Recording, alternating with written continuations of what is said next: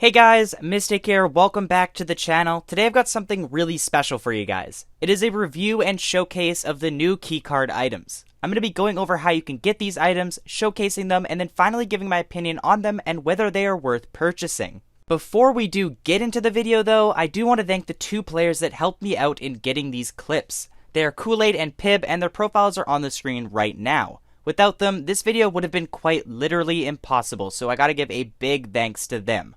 Now without further ado, let's get into it.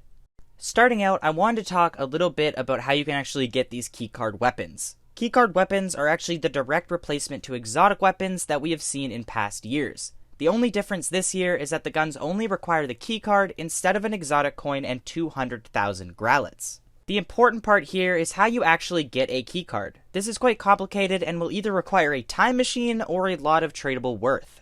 Keycards are released in presents back in Christmas. They're extremely rare and only 25 are given out each year.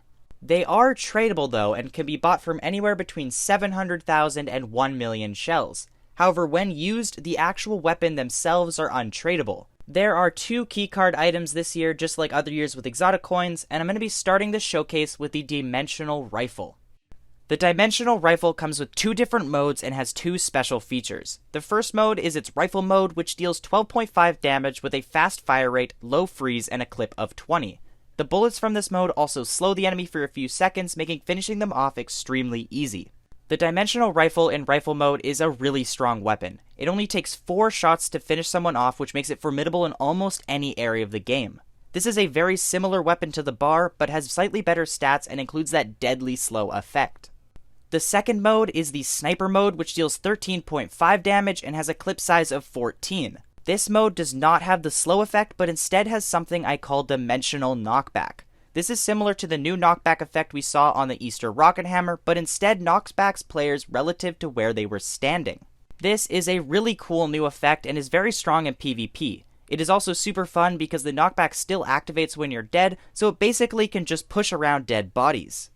The Dimensional Rifle also features two special utilities. The first is the Portal utility, and this is a completely new mechanic to Graal. The Dimensional Rifle can spawn in 2 portals that are connected. These portals can be used by gang members up to 3 times and are usable for up to 30 seconds.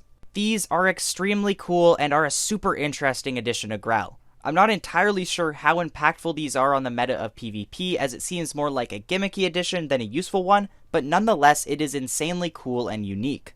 The second special utility is its Black Hole Launcher. Using the Sniper mode, you can hurl a sort of black hole grenade out of the weapon. This creates a black hole that sucks players into it and deals 3 damage per second. The black hole will last 5 seconds and then explode, dealing 10 damage to all players stuck in it. Once again, this is a really cool and unique feature. I think it will actually be useful, as it could be used to block entrance into a base or placed in the middle of a street to create easy kills. Overall, the special features on this weapon are really sweet. The second keycard weapon is the Aegis shield. Before I start showcasing it, I'm pretty sure certain parts of this weapon will be tweaked, as it is a major work in progress, but I have added the most up-to-date information in this showcase. This weapon has 2 different modes and comes with a plethora of specials, utilities, and cool features. The normal mode deals 12.5 damage with a fast attack speed. This is actually the highest damage weapon that doesn't have a slow attack speed like the chainsaw, making it extremely strong. This probably puts it on par with some of the top melees in the game like Renegade. Its normal attack also has a higher than normal range, making it absolutely devastating in a melee versus melee fight. The normal mode also features a dash and a block special. The dash has 2 charges and has a cooldown of 3 seconds. In this clip, the dash only deals 1 damage, which is a bug and will be changed, however I'm not sure what the damage will actually be. It also has a 1-second stun effect that stops the player from moving or attacking after being hit with the dash. The block effect allows you to become immune for 1 second. This also has 2 charges. I have heard from owners though that this is really hard to use as it is so short, which makes it really hard to time. The Aegis shield also has an instant 15 HP heal that has a 1-minute cooldown. This cooldown and the low HP value makes it pretty negligible, but it's still a good addition on top of everything else. The final thing that this normal mode can do is switch into the dark mode. Dark mode is the Aegis shield's signature feature, which turns it into a dark version of the weapon. This alters the weapon and your visuals to give it an entire set of new features. The first thing is that the moment you switch, you heal back to full HP. The basic attack is also switched in dark mode, turning into a 15 damage AoE attack with a slightly slower attack speed than the normal mode. This normal attack will also heal the user by 5 HP for each successful hit, making it almost impossible to kill. It then has a dash which I believe is nearly identical to the normal mode. The final feature of the dark mode is its special ability. This allows you to place a circle on the floor, which is similar to a target for where the special is going to be placed. Once clicked again, it will rain down swords onto anything in the circle, dealing 20 damage over time to everyone inside the circle. The dark mode will last 30 seconds in total and then revert back to the normal mode. Once this happens, there is a 2-minute cooldown on being able to use it again.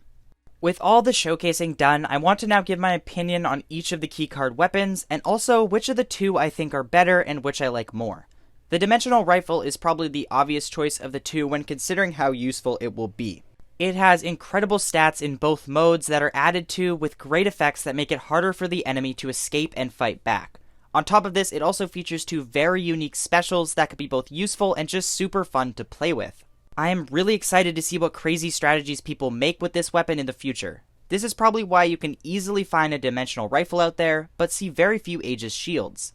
Its graphics are also really good, the portals and black hole are really unique, and the gun is really clean. It does look pretty similar to the look of the shifter from last year, but purple and gold is a really popular color scheme. As for the Aegis shield, it is still really good. This would probably be the one I like more, and it could be even more powerful in the future if it receives some buffs. The effects are all really cool, but seem like they've been slightly watered down to not be too overpowered. I think if they take some restrictions off, such as the cooldown on dark mode, it could be really formidable in PvP. Its graphics are really cool though, and that's definitely a reason why I'm such a big fan. Its dark mode makes you look really deadly, and I think that really fits the vibe of a dark mode. I'd love to see it buffed so it could be a fan favorite. Overall, I think this has been a really good year for the exotic or keycard items, and I'm really excited to see if they'll add some of the functionality we saw in these into some of the rarer items in the future. And with that, this is the end of the video. What are your guys' thoughts on these keycard weapons? Do you think they lived up to the hype, or did they fall short? I'd love to hear what everyone else thinks about these weapons. Also, if you enjoyed the video or learned something, please make sure you guys hit that like button, as it tells me y'all want to see more content like this.